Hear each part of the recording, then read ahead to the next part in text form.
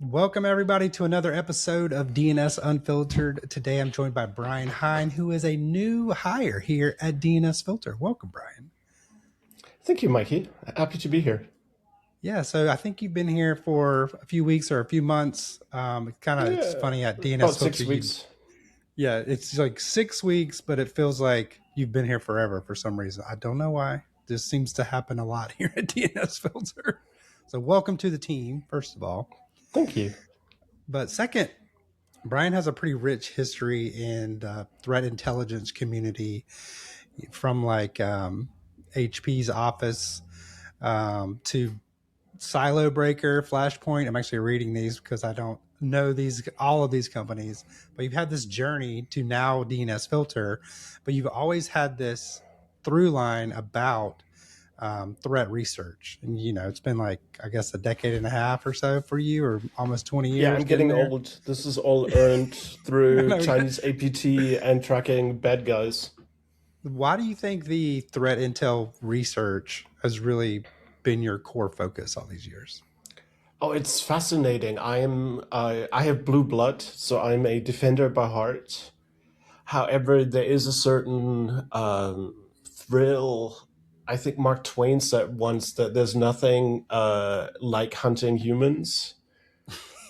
And there is a certain aspect of it where intellectually and also from a tradecraft perspective, it gets really, really interesting to look at bad guys, infrastructure tactics, understand how they operate, who they are, who their networks of people are, and breaking it down to business terms in a lot of cases. I think years ago, 2013, 2014, we had that, or the industry had the idea of, hey, there is either big gangs or lone wolf operators. As it turns out, it's all business. There is businessmen who are really, really good in recruiting people for cash out operations. There's businessmen who are really, really good in keeping talent that writes malware and command and control infrastructure and manage them well enough that they don't run away.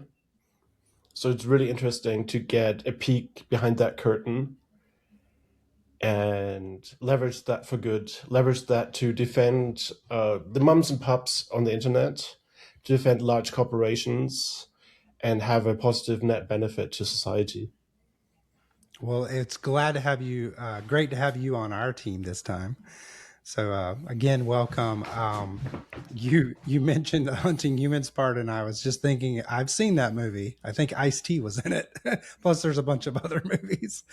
But about why DNS filter. So the DNS layer vantage point, was that appealing to you? Like all of the data we get to have? It was absolutely appealing. I'm a long-term connoisseur of passive DNS data, which is basically a way to look at DNS transactions in a completely privacy-sensitive way, where you don't data mine a specific client request's information. You just look at, hey, what are the answers that give on the global internet, to use that to identify new websites, identify new services, and leverage that to get a better understanding of, hey, how does the internet actually work? Because it's a certain ground truth. And also to leverage that to punch bad guys in the face with a shovel where possible. Love it. By having impact on their bottom line and on their business. Yeah, the was it DNS sees it first, and it's good to give you access to that data. I also wanted to talk about a talk you gave recently in Munich, I believe. Is that right? Yes, correct. I spoke together with my friend James Shank at the first CTI conference. Right. What? How do you say it again? First CTI? Yes, correct.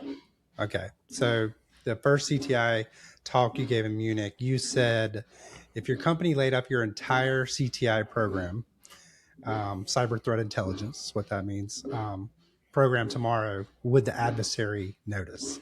And I was curious because I've seen other people talk about your talk. I don't know what viral looks like in the cyber community, but I would say it was probably pretty close. But walk me through what made you want to say that specific line out loud. I'm an old fart, or I'm the old guard. I've seen the entire CTI space mature over the last 10 years, but also ending up somewhere at a roundabout that was unexpected. There's a lot of performative actions that are done for metrics that don't have necessarily the impact. And while I could be grumpy and say, hey, industry, you don't care, I think it's important to get people focusing on caring more, to have a true impact and not to produce reports for report's sake that no stakeholder is going to read anyway. Are you reading my questions, Brian? I'm not. Are you following the script here? So my next question I came about for full disclosure to the watchers. I was intentionally completely unprepared. I asked for a briefing before, and Mikey was just like, "Yeah, no, we're going to just throw curveballs at you." Yep, it'll be fun. Don't worry. But my next question is about intelligence theater, which is kind of what you were talking about on stage. So define that for people that are watching first. Like intelligence theater, you kind of hit on a little bit. Do a little more. I think there is a lot of metrics in terms of how productive is my analyst, how valuable is my CTI or my security program, that are meant for auditors that do not have a true impact. And we have to, as a industry, as a community, we should rephrase that conversation around having a true impact, making a difference, looking at some of the aspects of trust groups, direct action groups, and communities as a whole to understand and cherish what makes us good, what makes us different, what has a true impact on global defenses. In about 2 weeks, I'm delighted to do the closing keynote at Alpsites in Hamburg, which is one of the big B-Sides conferences in Germany. And there I'm going to speak together with a colleague, CJ, on a similar topic, but we're going to focus on building a bigger bench, looking at how do incidents right now get handled across groups of nerds or experts, and what do we need to do in terms of succession planning. It's a big word, but what do we need to do to not alienate an entire generation and help them that they can train with us, practice with us, and in the moment, I know my kids might have a school event, I need to be there, to always have a roster of pre-trained, pre-qualified people that can take my seat or anybody other's seat at a short moment's notice.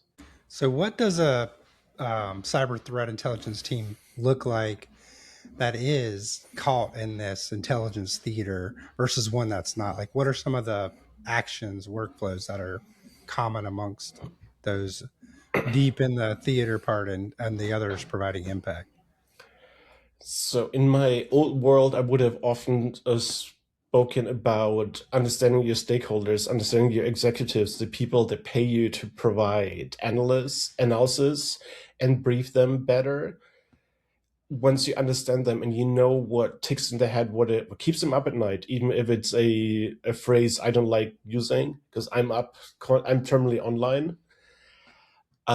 It's still very, very important to get in the head of your stakeholder and anticipate their needs by providing analysis and intelligence.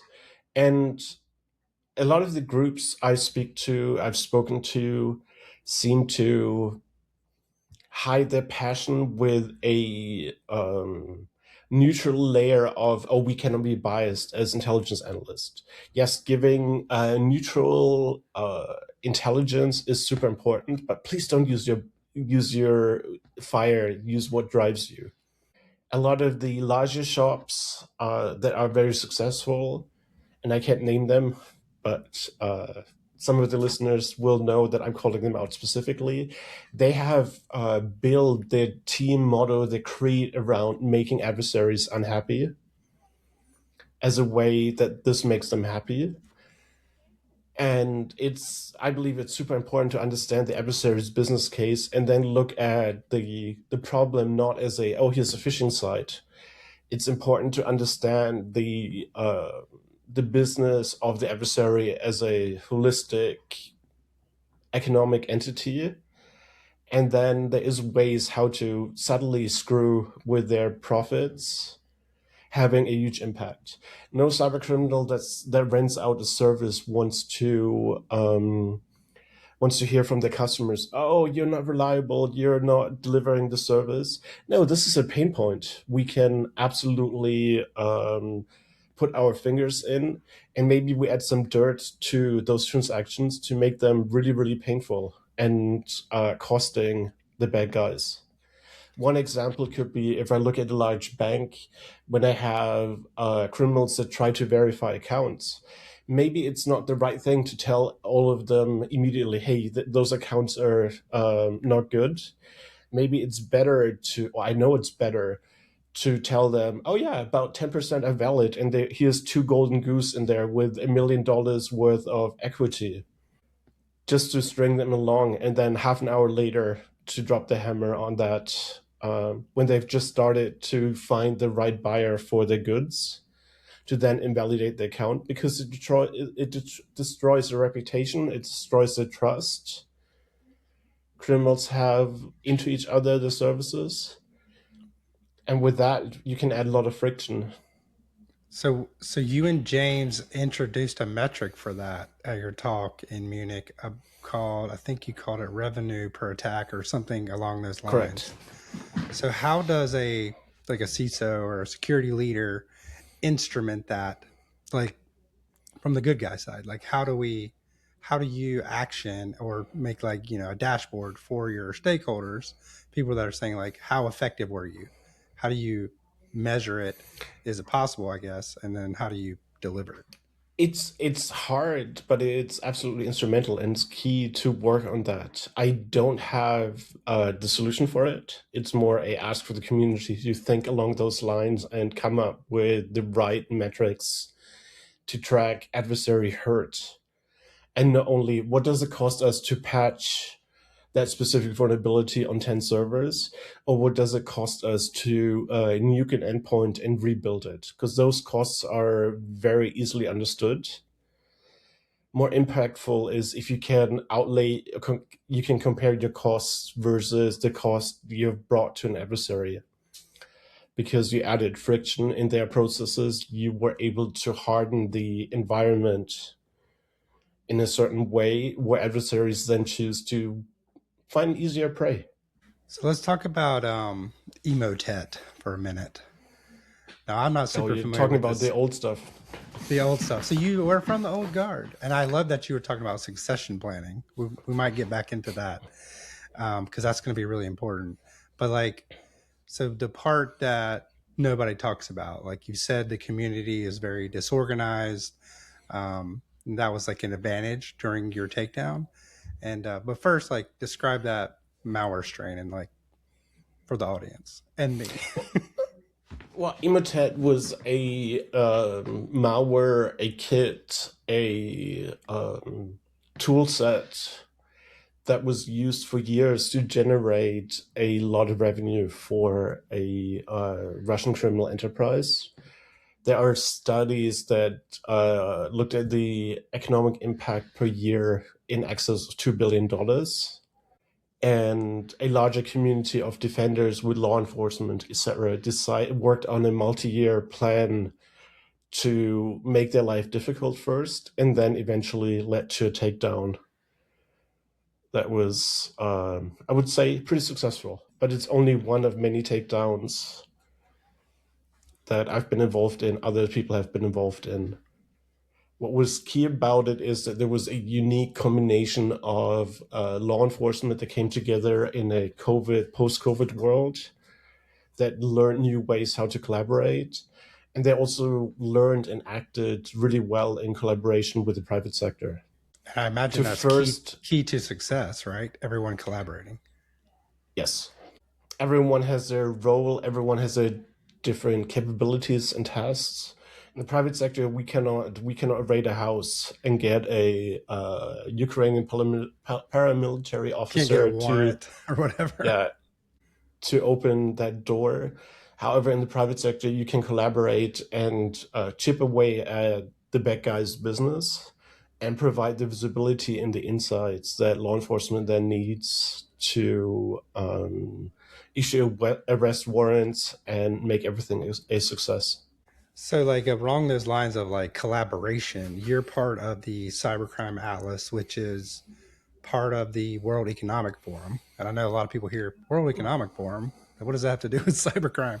But apparently, a lot that I've recently learned too. And I just wanted to have you tell us about your work with the World Economic Forum and the Cybercrime Atlas. Like, what's your mission there?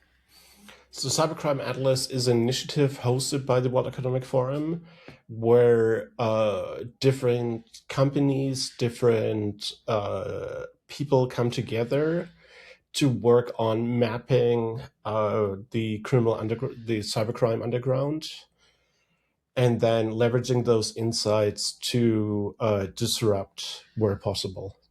And your role there, I don't want to go too far into it because you've told me some other things before, but you're like a case lead there. And I'm just curious, like, what does it look like from a day-to-day operations perspective, and more about how the Cybercrime Atlas works together with, people that you may never meet, I guess, in person or whatever. How does the day-to-day operations work? So my specific group meets roughly once a week. Holidays, etc., have an impact on that, and then we work focused for about an hour and a half on a specific mission on a specific set of targets to provide open source intelligence. So let me be really clear: we're not in the business of hacking into adversaries' infrastructure. We use everything that's available to us in terms of open source intelligence or commercial open source intelligence to create a solid picture of a cybercriminal or cybercriminals infrastructure, and then leverage that to build case files for law enforcement. So the Atlas recently open sourced like this knowledge graph, which it sounds like what you're describing. And the goal is to map out connections, I guess, between all of the criminal organization groups and what they're up to. Does that sound about right? Sounds about right. I personally was not involved in this specific initiative. The data looks phenomenal, but I cannot speak in detail on it because I've not been involved, so I want to be very, very careful. So the data that it unlocks, like what can you do now that you couldn't do before? Or maybe it just took having longer having before. having a team of like hardened veterans that all come from the different background helps to not leave any stone unturned.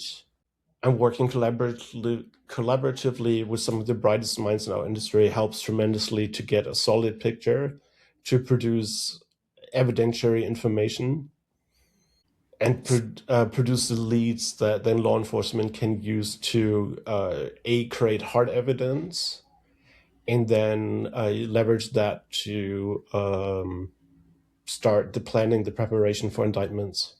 Very cool. So DNS Filter is now a part of the, I guess, World Economic Forum Cybercrime Atlas, and we have the ability to add in that DNS layer data, at least from like an anonymized perspective of connecting that real time feed, essentially.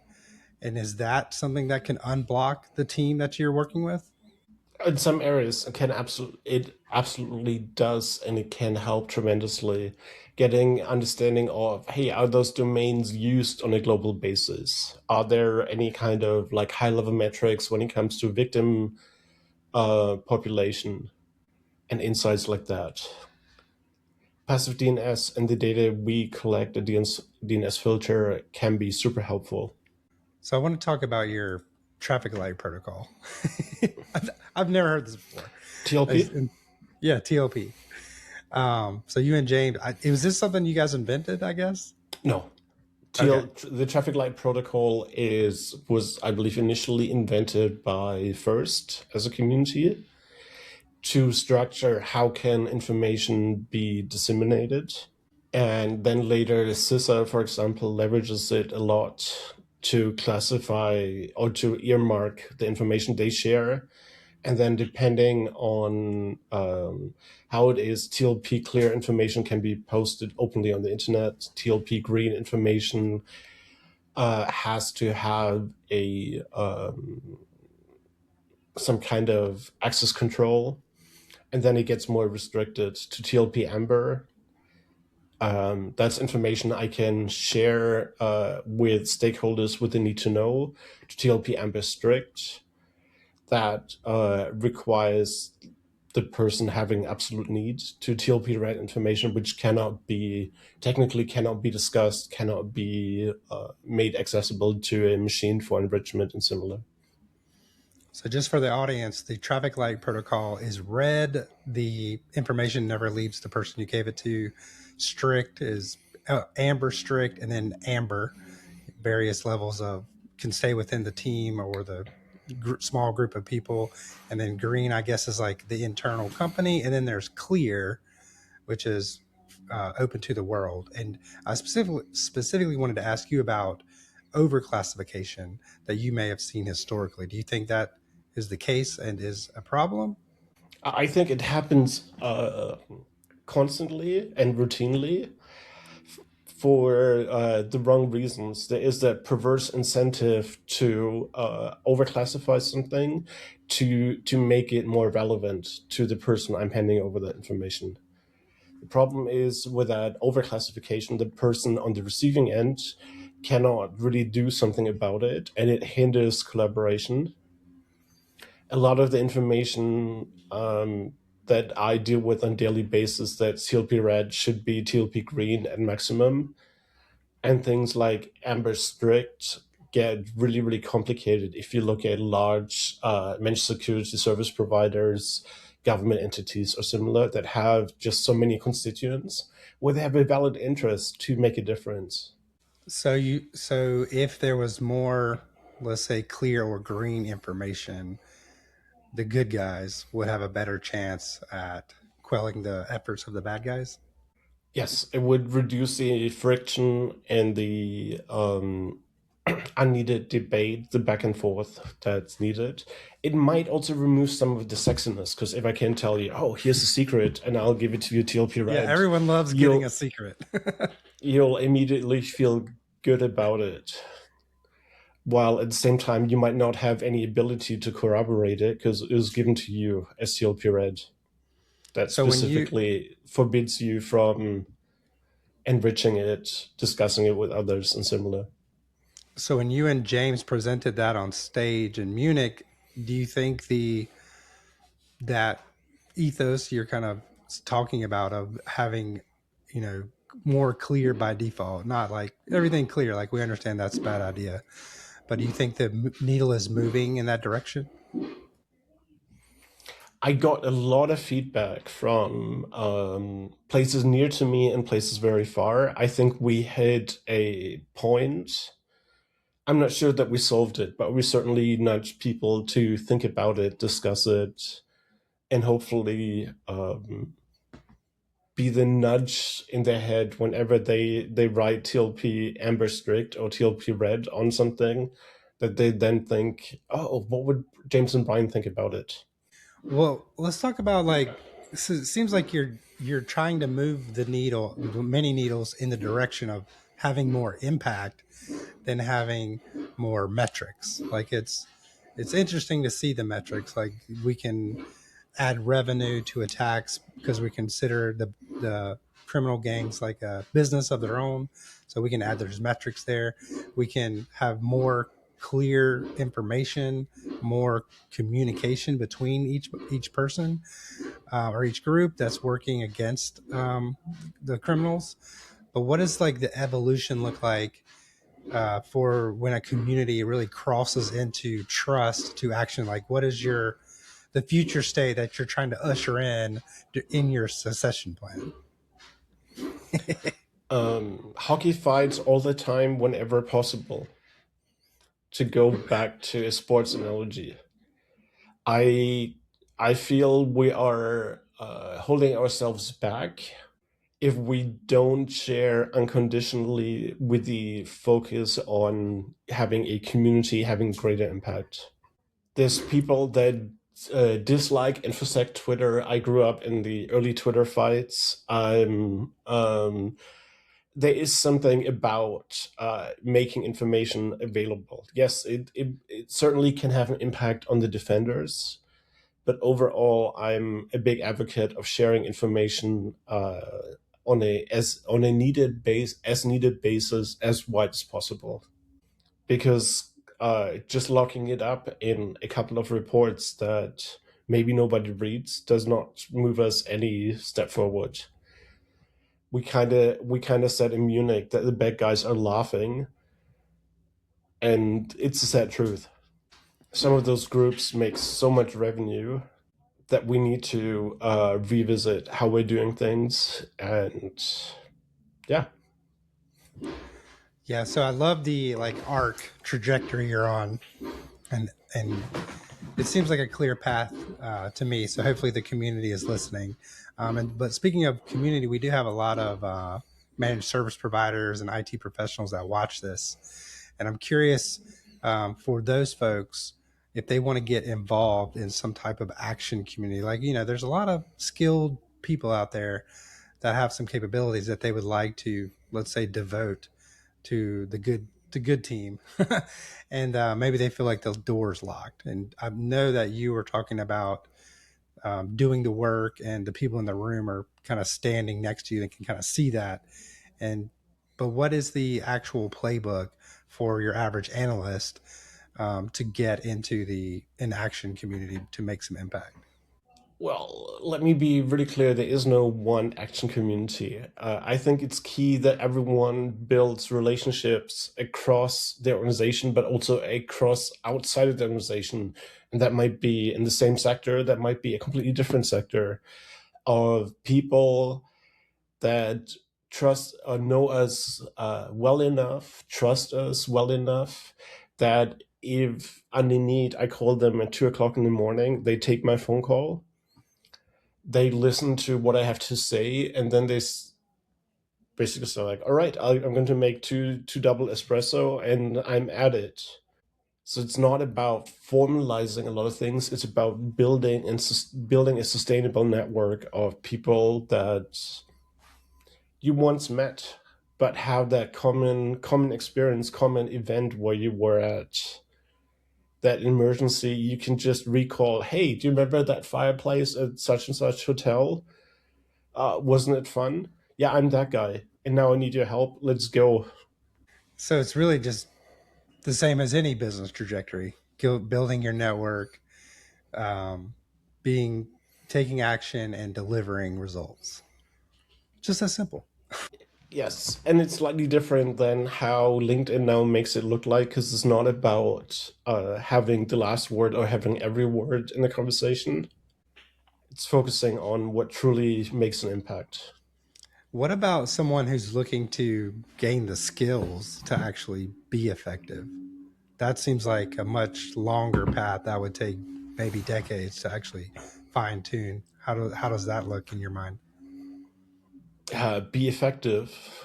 There is no, in the moment you're interested in something, you're a good sounding board for an outsider that doesn't have your specific knowledge domain expertise. You can be effective while not having all that experience.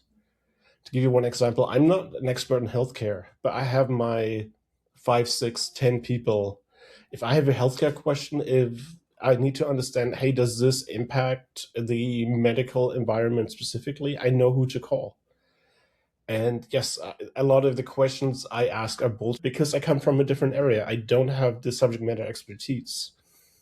I luckily have an environment where people call me out and then help me understand or help me rephrase it to something that's useful. You also said you didn't need to know the name of all the malwares that we like Emotet, Fancy Bear, this whatever spider crawler thing. Um, you don't need to know all of that to get the job done. But you did say you also included that attribution does matter because that's the step that someone like law enforcement partners can take to put people in jail. So how do you draw the line between attribution, like during your work when you're going after a person or group? How do you draw the line between what you need to know about them and what you need to know about the task? That's a very loaded question. First of all, I really like attribution. What I'm not a fan of is giving every campaign a different animal name. We should focus to leverage attribution where it's really, really needed, and that is when we deal with real world identities of humans in a law enforcement context. Knowing that this phishing campaign was done by crouching golden panda windstorm does not help other than potentially psychologically, because it is helpful to have something to say, like who did it, who's responsible for it.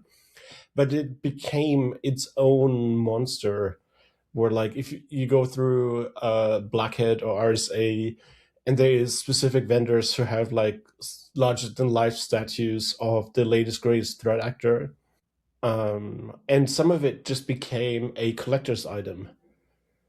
I think I have a couple of CrowdStrike actor figures somewhere in my basement Wow. because they became a collector's item. But I don't think it's for the right reasons, and I don't think this is sustainable or helpful. Yeah, it's like they need a boring name like the CVEs do, like CVE 2026, like a CVE date number. So like we've been like romanticizing the names of the groups and the threats, and I think you're right. It sends the wrong message that these things are important, or not important, a bad word, but that they are meaningful, I guess. Larger than life. Yeah, it's perfect. So, if everything you and James talked about at the conference um, comes to fruition, so like the industry kind of kills vanity metrics, communities share faster with more clear and green information, costs get imposed on the adversaries. So, like you mentioned, disrupting their finances, which is super effective. If we can do all of that, what do you think cybercrime looks like in like 5 or 10 years?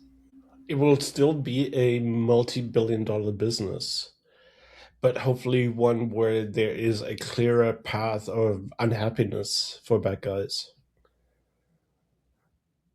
I think fraud and committing fraud is probably the third oldest profession. I'm not going to repeat the first two. Yeah, right.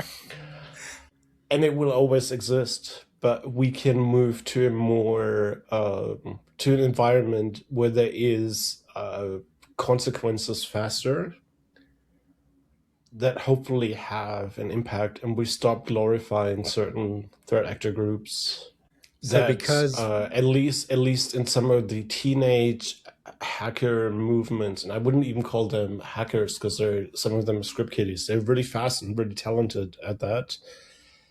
But if we can have an impact on them, we can have an impact on the glorification and on the ego. so because we um, because fraud is human nature, you don't think cybercrime will go anywhere. That'll just be the current most popular crime to commit. You think, no matter what we do? That's a dire outlook, Brian. No, I think there's a lot of opportunity to have an impact on the business case of the fraudsters.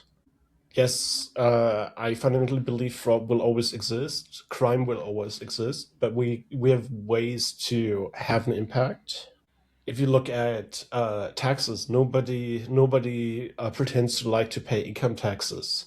And as you can probably tell by my accent, I didn't grow up in North America. I grew up in Germany. Italy was one of the countries always called out for not being tax honest.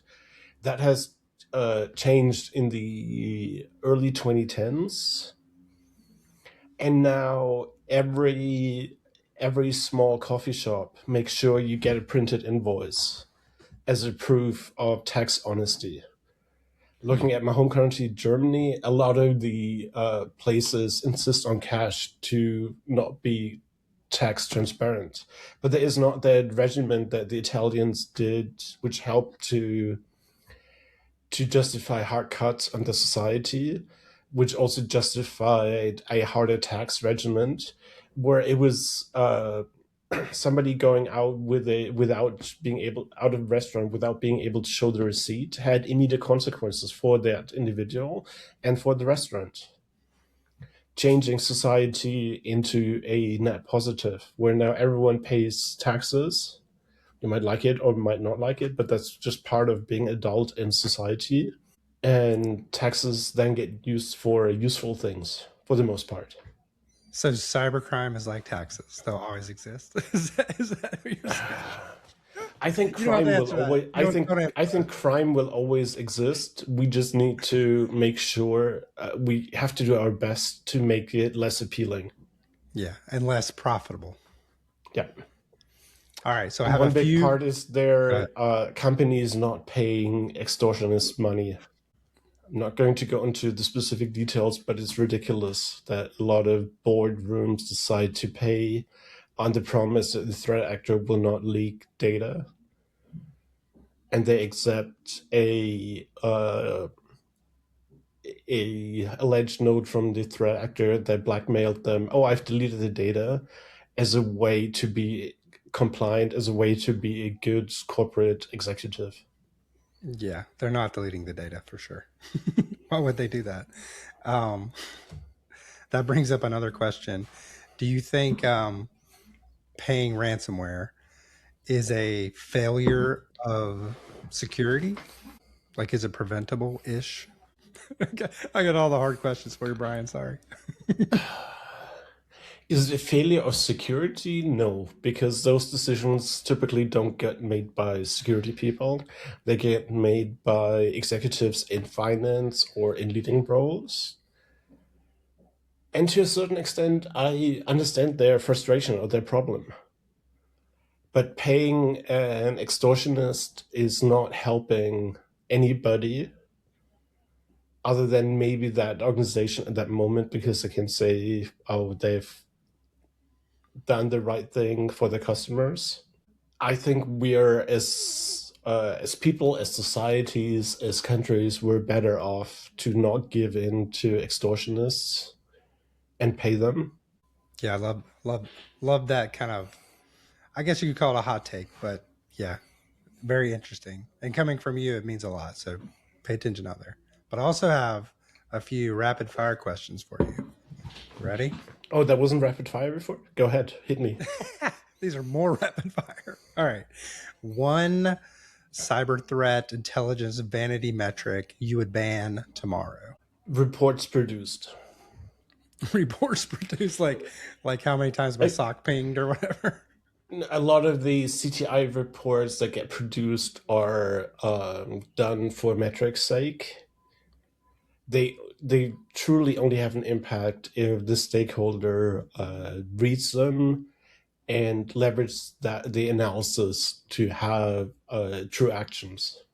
A report that gets produced and not read is useless. It's painful. A report that gets read but not actioned on is almost equally painful, but not as much. Mm-hmm. So I know you're new to DNS filter, but I assume you have a lot of DNS knowledge. So what is the most underrated DNS abuse technique right now? The most underrated DNS abuse technique. Or that's your favorite one? I historically like dangling DNS entries. What is that? So DNS entries that were... I think I should know what that means. Go ahead. that were used in a context because my third-party provider was running a system for me, and now bad guys can leverage that to sneak under the trust and repurpose what was once good for nefarious purposes. It's hard to find as a defender if you don't have your asset management and your DNS under control. So like a DNS record that you added that's no longer used, like not cleaned Correct. out. Okay. Yeah. That might point to Microsoft, and somehow the bad guy is now able to register a box with exactly that criteria. Yes. Mikey takes a note to go check his Cloudflare settings after this call. All right, next. Signal, Thr3at, or someone no one's heard of. All of them and none of them. Different communities have different communication styles. I'm a recovering Thr3at user. I still use it to be in touch with some German and a Swiss fraction of the people I interact with, because that is, yeah, it's like a love or hate declaration for a lot of people. I personally like Signal a lot, but I'm not focused on one. They all have their benefits and their caveats. All of them can be abused by bad guys. And I did not know fundamentally, that. I want to be able to communicate with people in privacy and confidence. All right, last one. Ready? Sure. One book or talk you'd hand to a new threat researcher on their first day. You can say yours. That's a difficult one.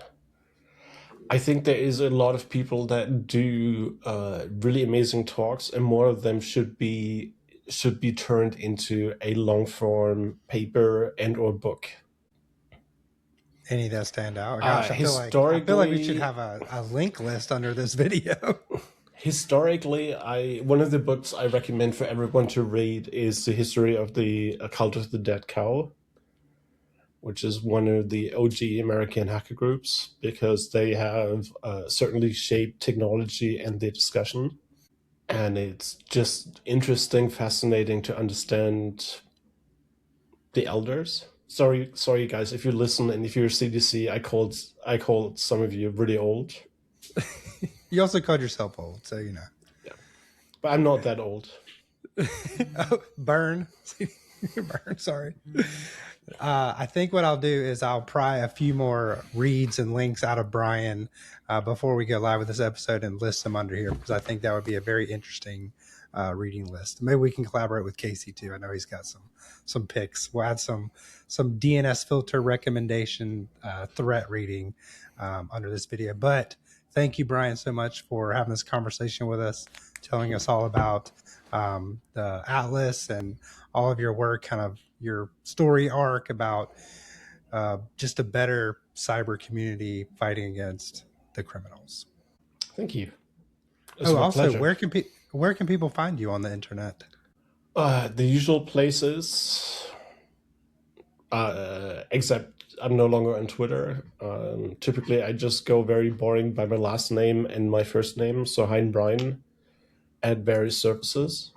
And if you wanna reach out to him on LinkedIn, I'm sure he would love that, especially if you have some type of sales pitch. Oh yeah, I'm a big fan of that.